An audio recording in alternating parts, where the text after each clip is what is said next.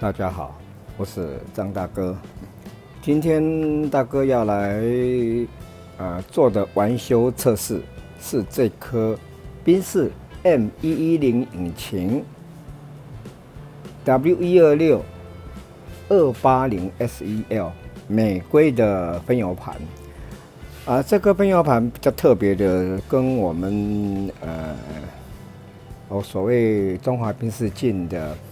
这个分油盘不太一样，虽然都是6缸，但是因为我们有看到它这个地方是整个是铸铁的。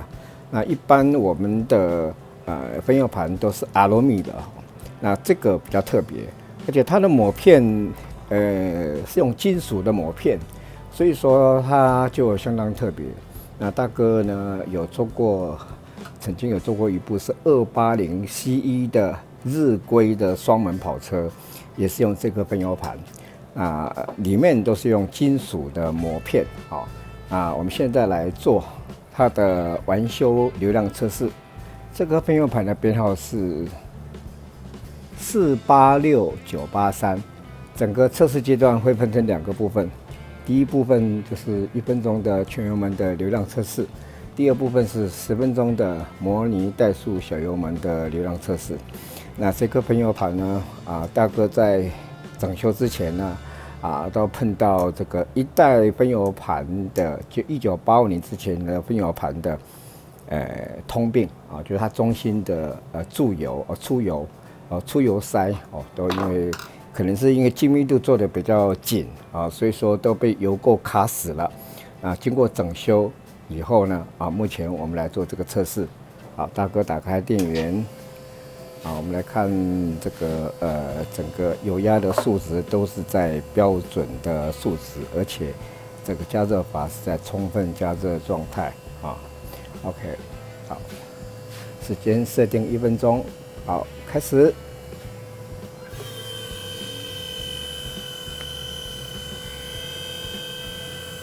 因为这颗分油盘它的结构其实如果跟第一代1985年之前的分油盘来做比较的话，大哥看它的结构是比一般阿鲁米的铝色的分油盘的这个结构更简单、比较单纯。但是它唯一的缺点就是说它不可调它出油量不可调。不可调的时候呢，我们在组装跟它整个所有材料的精密度就很重要了，必须做到公差在一定的标准值以内，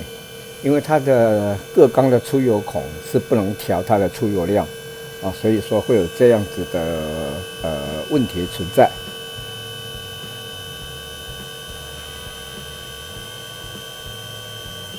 好，时间到，关闭电源，关闭定时器。好了，我们来看画面上由右到左分别是1、2、3、4、5、6缸。第一缸是180，第二缸180，第三缸170，第四缸190，第五缸160，第六缸是175。厂方要求的误差是15%，我们以这颗分油盘的误差算下来，应该在5%以内就是这个成绩是符合厂方的要求。接着我们要进行的是这颗编号486983的宾士 W126 M10引擎的280 SEL 美规的6缸分油盘，第二阶段10分钟的模拟怠速小油门的流量测试。好，大哥，打开电源，打开定时器，时间设定10分钟。好，开始。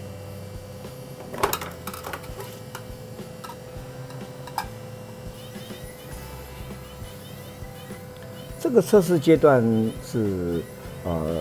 模拟怠速小油门的流量测试。其实这个阶段的测试会绝对的影响到我们的怠速的稳定啊，因为它出油量在怠速的时候是最敏感的。好，那整个测试阶段会长达10分钟，所以这个阶段的测试会分成2段影片，等时间接近的时候，我们再来看它的测试结果。目前我们进行的是这个宾士 W126 的280 SEL 美规的 M10引擎6缸分油盘，编号是486983。这颗分油盘我们看到它是黑色的本体，因为它是整个是金属的钢体，跟我们一般常用的阿鲁米的不太一样，而且它的接头也不一样，所以说它这个分油盘呢，它变成我们在使用上面的话，你要替换或者是说要维修上面就很麻烦，因为它的接头是专属的，跟一般的。好，时间到，好，关闭定时器，关闭电源。画面上由右到左分别是1、2、3、4、5、6缸，第一缸180，第二缸180，第三缸180，第四缸180，第五缸170，第六缸是180。厂方要求是误差是15%，我们这次测试下来的误差在3%以内，成绩相当优秀。因为大哥会整修这么多的分油盘，都是因为30年以上的老车，它的分油盘喷射系统都被油路堵塞了，被汽油的胶质，汽油胶质当然从油箱过来的。油箱的因为老车不常开身体不健康，结果汽油挥发掉以后呢，留下来的胶质比例就越重，所以说它就把我们的分油盘污染了。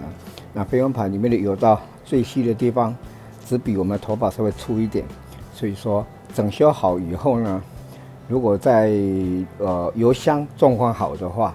应该再耐用20年不堵塞吧。好，今天大哥的报告就到此结束，拜拜喽。